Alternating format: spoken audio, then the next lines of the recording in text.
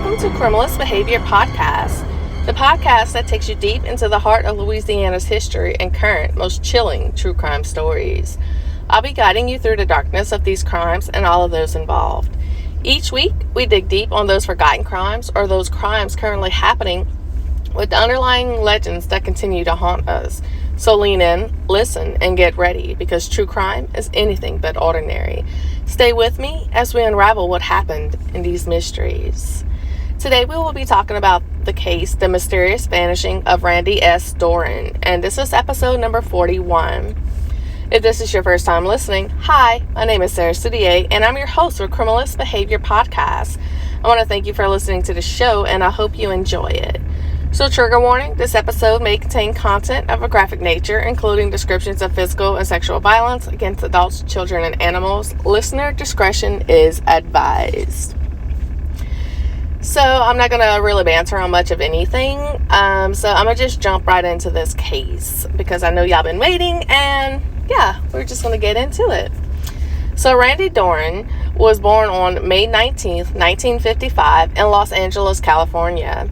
Randy loved to play guitar and write music, and he loved writing and making poetry, and he was really good at math and had been in the U.S. Marines before he traveled down south.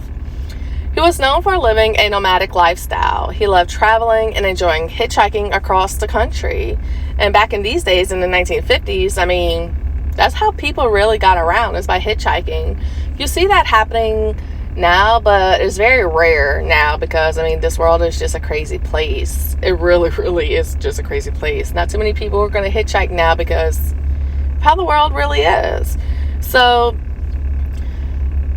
Randy was a 22-year-old from Sacramento County, California, and his physical description was 5 foot 11 inches tall, and he fit into the population with his average weight. He was Caucasian with brown hair and blue eyes, and although some records had him listed with hazel eyes, he actually had blue eyes. His family confirmed his eyes were blue.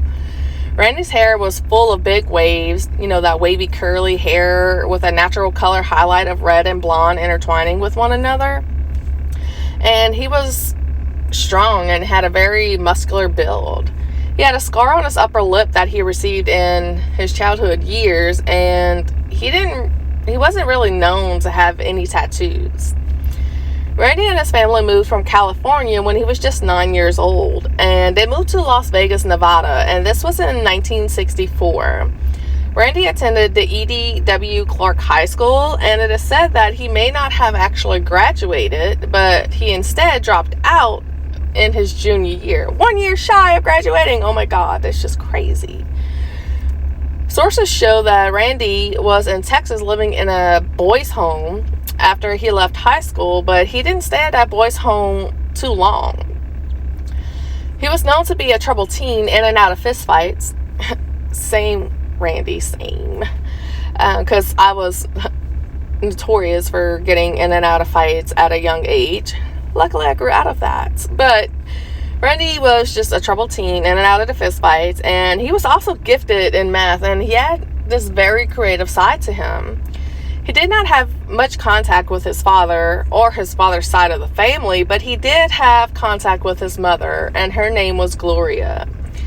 Randy's father's friends were questioned after his father passed, but they never even heard that Randy's father actually had any children, more or less that his son's name was Randy.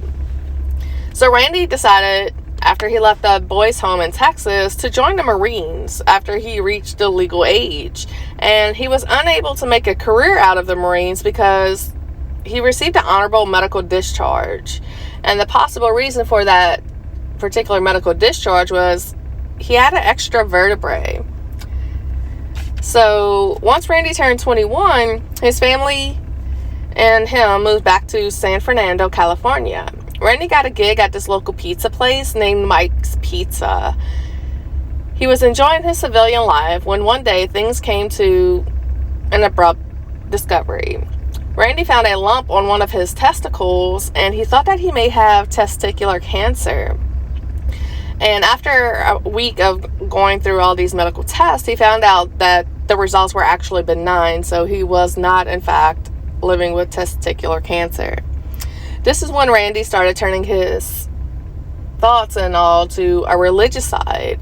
He started praising God for sparing him from having cancer. Randy's mom stated that Randy was acting out of his normal self and started preaching to his friends, writing religious things, and even started giving things away to strangers. There was evidence that Randy was possibly living with a Marine sergeant at 348 South Jones Boulevard in Las Vegas, Nevada, and he was very known to hitchhike across the country. He was originally from California, but he was constantly known to travel back and forth from Nevada to Florida. He was believed to have been working on a boat dock in New Orleans, Louisiana, just prior to his disappearance. Randy was an avid guitar player, and he liked to write those short stories and the poetry. And around the time of his disappearance, he had recently devoted himself to God, began preaching to his friends, and he actually carried a pocket Bible with him. He vowed to make it big. You know, some people, that's just what they intend to do. Like, some people wanted to be, you know, these famous musicians or singers or whatever. That's what Randy's dream was. He left California in March of 1978, and he decided to hitchhike across the country to the South. And as far as the family is aware, Randy did not have a car at the time he disappeared, and he was likely traveling by foot, public transportation, or through hitchhiking. In March of 1978, Randy decided to leave home following an argument with his uncle. He claimed that he wouldn't be back until he made it, and he was going to hitchhike across the country. Prior to his decision to leave, he had noticed that lump on his testicle, and once he decided, you know, the results and everything came back, and it wasn't cancerous, this is whenever he turned a new leaf. So he would preach to his friends about religion, writing about God, and he would give things to these strangers. He actually gave one of his coats to a stranger. These acts were out of character for Randy, who was typically reserved and really not religious. The family thought that he may be showing early signs of schizophrenia. So on March 15, 1978, Randy visited his grandmother in Florida. He hitchhiked from California to Florida, and investigators estimate that Randy left California and went to Florida in about 2 weeks. So it took him 2 weeks to get to Florida because he was hitchhiking. And he stayed with his grandma for a little while, and then he went on his journey to Louisiana. He landed in Florida to visit his grandma, and then went to New Orleans, where he was known to possibly be working on a steamship called the President. And he spoke to his aunt, Sandra Habertalk, about his endeavors, and this was over the phone. And he said he was working on a riverboat, and he also started getting these dizzy spells. And he didn't know what to make of these dizzy spells. So on April 18th, 1978, Randy mailed a postcard that was marked on April 18th to his Aunt Sandy. And the postcard details a steamship he may have been working on at the time, which would be the President. And this is what the postcard read. Dear family, I am doing fine, eating, sleeping good. It's all right here. Made a couple of friends. I still miss you all, especially Kevin, Grandma, Scotty, James, Mom, Sandy, Steve, and Grandma Rose. Love, Randy. There was never any further correspondence between Randy and his family, and it is unknown which friends he had made in Louisiana at the time. His last communications with his family were via that postcard that was marked April 18th, 1978, and there was no further communication, and family members were unable to get in touch with Randy. Family members admitted that he slipped through the cracks, and that law enforcement just didn't try to help find him. And it's probably because of his nomadic lifestyle. Some people suspect that he may have joined a nomadic Jesus-like cult common in the 1970s because his new appreciation for religion. And Randy's mom still has this postcard that was mailed to his Aunt Sandy, and at the age she would be today would be the lovely age of 94, making it her last mission to find Randy before she passed. Randy was only 22, he was 23 at the time of this incident, and he was known as being very, very smart and really unique. And unfortunately, after that postcard was received in 1978, there has been no substantial leads or media coverage about the disappearance of Randy. That postcard had an inked date that was worn out and a stamp that read 13C, which would be 13 cents at the time in 1978. And Gloria originally thought that Randy disappeared in the years of 1976 and 1977, but through documents she pieced together, it is believed that it was in April, sometime after April of 1978. This was the last trail of Randy, the postcard, and none of his family or friends has heard from him since that day. And today, Randy will be 69 years old. Randy's sister tried running the leads down, wondering if Randy just got the postcard from the steamship, the SS President, or if he was actually working on that steamship. She went through a black hole of information, searching for answers, and there was no answers to her questions. Today, the SS President has several owners, and it was disassembled and reassembled multiple times since 1978, but the original owners of the boat really still have ties to it. So Randy's close aunt Sandy received a postcard, but it was learned that this postcard would not be from Randy. This postcard was marked in 1982, so this would be 4 years after she knew she received that postcard in 1978 from Randy. The postcard that was received in 1982 was really not that legible, but what Sandy could make of it was either Candy Lewis or possibly Caudille Lewis. And according to Underground Mysteries, which is a podcast, by the way, and they're amazing, they tried contacting a person they found living in Vacherie by the name of Caudille Lewis, but this became a dead end. Every address that was associated with Randy was looked into, and Randy's sister stated that at one of the addresses, he was living with someone who did not have Randy's good intentions at heart. This person would become to be known as Richard Chambers, and he would be 92 years old today, and he is actually unable to be located.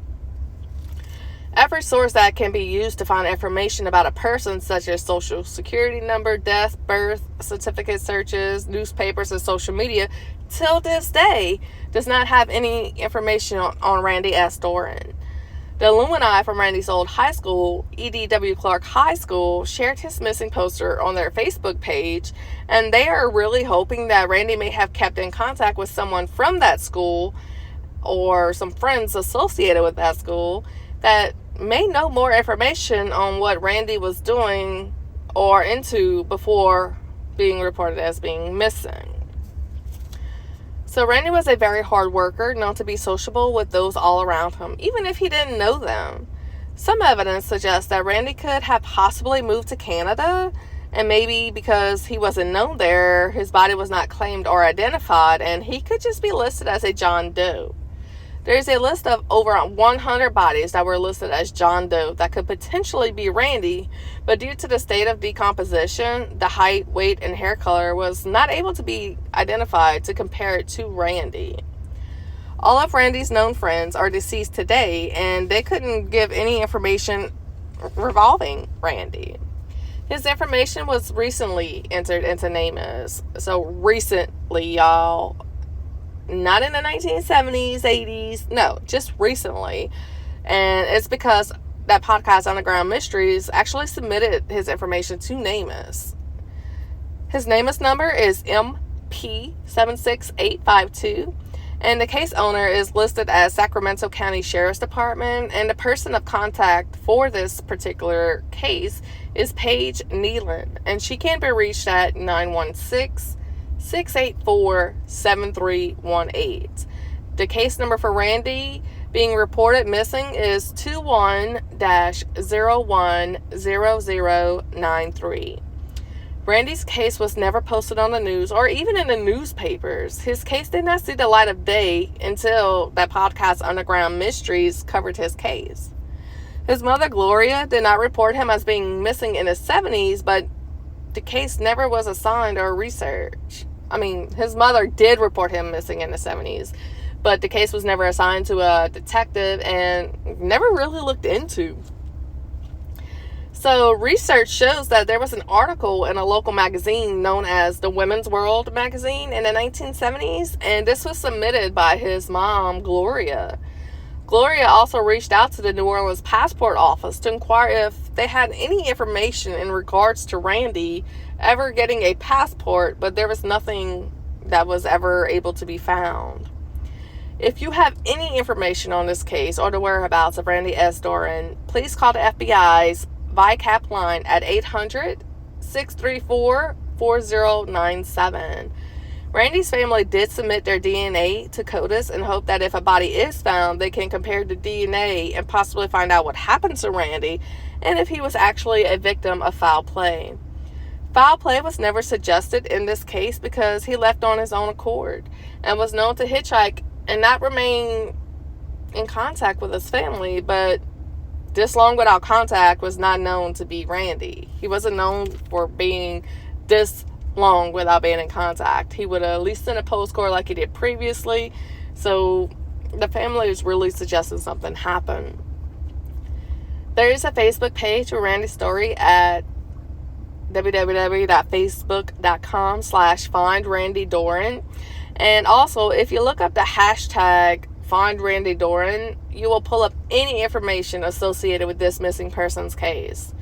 If you live in the New Orleans or Vassar area and you would like to help aid in the search for Randy, as his family lives far away in California, please reach out to the Facebook page listed in the show notes that I just, gave you, the Find Randy Doran Facebook page. The swampy area and large bodies of water in Louisiana is something that would really need to be searched, but the land is most likely where the search needs to first take place. Also, if you want to join me and help spread the word in the New Orleans area, please click on the missing flyer poster that's going to be in this email and attached to the show notes. Print it out and post them throughout the various locations in New Orleans and the Vassar area to maybe help bring light. Somebody could recognize anything. It's a long shot, but anything is appreciated. So this is the case of Randy S. Doran. If you enjoyed the show, please rate and review us on any of your local podcast apps, Apple, Spotify, YouTube, Amazon, iHeartRadio, wherever you listen to your podcast. And be sure to come back next week for a discussion of the poisoning death of a toddler, also known as the acetone killer. Until then, this is your host, Sarah Soudier, and don't forget to like, share, follow, or subscribe to Criminalist Behavior, a Louisiana true crime podcast. Also, y'all can reach us at criminalbehaviorpodcast@gmail.com to suggest any cases, any further leads to this information so it could be forwarded to the right people. You can also comment or message us on any social media apps, Facebook, Twitter, Insta, Tumblr. You can also comment on the video. So everything will be looked at. If you have any suggestions of another case, I'm likely I can be reached at any of the before mentioned things, and I would love to cover it. I would love to have you on the show. If you'd like to become a guest, just reach out, and we can make that happen. So thank y'all for listening, and I really hope y'all enjoy y'all day. Goodbye.